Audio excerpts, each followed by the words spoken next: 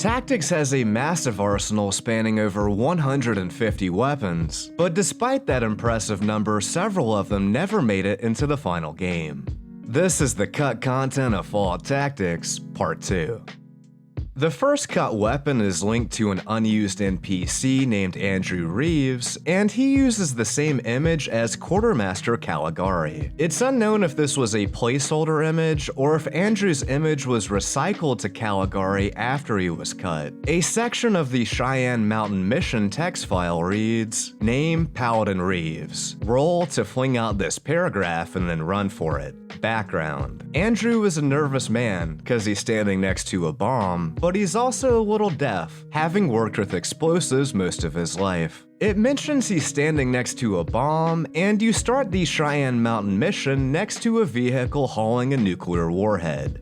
This suggests he would have appeared at the mission's starting location, but his dialogue was unfortunately never recorded. "Well met, brother. I'm Paladin Reeves from Falcon Squad. You have quite a reputation back at the base. I was expecting someone about 8 feet tall and covered with grisly scars. Looks like you're about 2 feet short. Here are the 3 fire support beacons. These puppies will direct our artillery to them after activated. We've been saving up the artillery shells for a long time, as they're hard to come by, so be prudent when you decide to use them. You'll have some time to run for cover, but I suggest you don't stop to smell the flowers. Good luck, brother. The whole Brotherhood is aware and grateful for your part in the war. Make it home in one piece." He would have given the player the cut item fire support beacon. Its icon still remains and its description reads, "Once a beacon is placed, artillery fire will be concentrated on its position." There's also some developer notes about it that read, "Ed, ensure that there is a whistling sound effect that the player will hear X seconds after activating homing beacon. Ed, make sure the 3 artillery homing devices only work outside." Cheyenne Mountain is one of Tactics' most difficult missions, so artillery strikes would have been a welcome addition. It's one of the game's last levels, and it would have made sense for the Brotherhood to provide at least some kind of support. Andrew being cut was arguably an even greater loss, however, as he was the mission's only NPC. In the energy weapons section of the item text file, there's a reference to the Alien Blaster, a weapon that doesn't appear in Tactics, and there are no other remaining references to it in the game files. More weapons from the classic games would have been a nice homage, so it's too bad the Alien Blaster got scrapped. There's a cut weapon called the Heckler, and it was a drum-fed semi-automatic grenade launcher. This is named the Heavy Grenade Launcher internally, and it likely would have been more powerful than other grenade launchers because of its ammo capacity. The concept art has a nice touch saying, "This end towards enemy," and a smiley face. A note also mentions, "Think tear gas gun from Terminator 2. There's several cut grenade types, and the first one we'll be looking at is the chemical grenade. It would have poisoned enemies and caused a loss of perception in its area of effect. There's a cut ammo type for grenade launchers called the 40mm gas grenade. It's unknown how it would have functioned, but its effect was likely similar to the gas grenade. There's also a cut smoke grenade that made a cloud of smoke that reduced the perception of enemies inside of it. There's many encounters in Tactics where you only have a single point of entry, and these grenades could have given you a tactical advantage when approaching them. Assuming the effect lasted multiple turns, they also would have been effective against enemies hiding behind cover. It's probably not a coincidence that these weapons are similar and were all cut, suggesting there was some technical difficulty implementing them. There's another one called the Tangle Grenade, and it contained Tangler polymid designed to incapacitate personnel. The way it's explained implies that characters wouldn't have been able to move or attack while affected by it. There's also a corresponding cut item that would have freed a character from that status effect called Tangle Begone, and it was an aerosol can containing anti-Tangler grenade spray. Losing control of characters isn't a fun mechanic, but I don't think this was cut as a design decision, especially when you consider Tactics already features status effects like Unconscious. Notably, all of these grenades have a series of rotated sprites that would have been used when they were thrown. I pieced a few of these back together, and it's possible this is the first time these animations have been seen since the game's development over 20 years ago. There are also sound effects for the smoke and chemical grenades.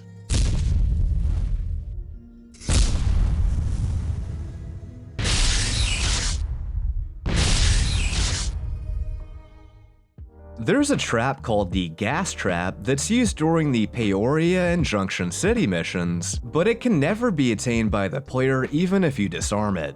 There are only 2 of these traps in the final game, and its model strangely isn't used either time. There's not even a gas effect if you trigger them, only a light that quickly fades away. Its description reads, "Releases a cloud of a variety of gases. These mines would have dealt 20 to 40 poison damage to any enemies inside the trap's range." There's another trap called the Spring Trap that's only used during the Springfield mission, but again it can't be attained when disarmed, and it's never sold. It has an inventory icon, concept art, and a description that reads, "A shaft spring steel studded with metal spikes." The art even has some very detailed notes for the animators about how it functioned. There's a trap in the final game called the Bullhorn Trap, and it warns you when enemies walk past it, but it also makes a loud noise that alerts enemies they've been detected. There's an unused, improved version of this trap called the Silent Alarm, and its description reads, "Notifies the trapper over a radio link without alerting the opponent that they've tripped the alarm." This was a really cool idea that could have given the player early warning before they were flanked, without the disadvantage of those enemies being alerted.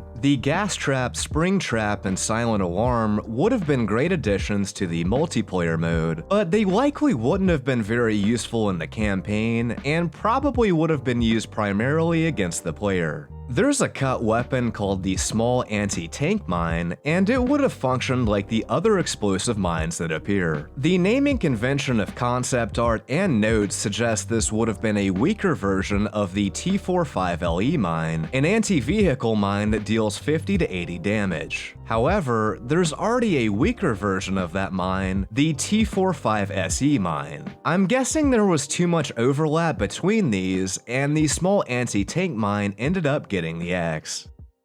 There's a bladed weapon called the Wasp Sting that can be found during the Quincy mission. It has a chance to poison enemies, and its description reads, "Stinger removed from a mutant wasp. It is still loaded with the original poison." However, this was set up incorrectly, and you can't actually use it as a weapon. There is also a very rare item called the Wasp Stinger, and it has a totally different description. The stinger from a giant wasp can be used to create poison or as a melee weapon, paralysis. Like the other version, this also can't be used to attack, but the description is interesting because there isn't a paralysis status effect or a way to craft poison. The description of rad scorpion tails suggests they were meant to be used in the same way. The severed tail of a rad scorpion can be used to create poison. This points to there being some method to create poison, likely through talking to an NPC, but this idea was eventually cut. It seemingly implies that Giant Wasp would have been able to paralyze the player and their squad, which would have made them into a much more dangerous enemy.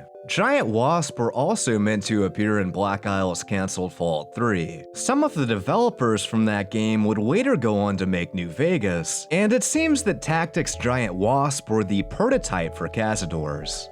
A developer note in one of the game files reads, "Weapon upgrades. These may not be used at all in Tactics." It then lists all of the upgradable weapons from Fallout 2, and their descriptions were copied directly from it. The base version of all of Fallout 2's upgradable weapons appear in Tactics except the assault rifle, but the assault rifle expanded mag is still mentioned. Interestingly, the light support weapon is referenced too, but it can't be upgraded in Fallout 2, and it doesn't even appear in Tactics. There is a file called Light Support Weapon, but it strangely has a different appearance from the original weapon, and it's named the M249 Saw in game. This suggests they considered weapon upgrades, but either cut them due to a lack of time or as a design decision. Having the option to upgrade weapons would have been another great callback to the classic games. There's concept art of a weapon called the Merrickville Mauler, aka the Don King Special. It's a boxing glove attached to a spear, and there's no weapon like that in the final game. I'm guessing this was meant to be a low-level melee weapon, but the idea wasn't that great, and it's probably for the best it got cut.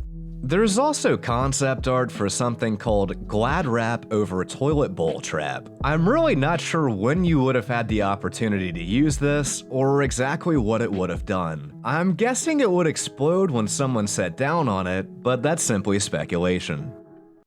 I usually say that cut content would have made a game better, but that's not always true, and I think this is one of those cases. The grenades sound like they would have been useful, and the fire support beacon would have made the Cheyenne Mountain mission better, but the last thing Tactics needed was more weapons. There's so many different ammo types it's downright confusing, and some of them are so rare or ineffective they should have been cut out entirely. Existing weapons could have used more balancing, as certain weapon types like pistols are objectively worse in every way when compared to SMGs. Some of these changes would have made Fallout Tactics into an even better game. Ultimately though, all of this was left on the cutting room floor.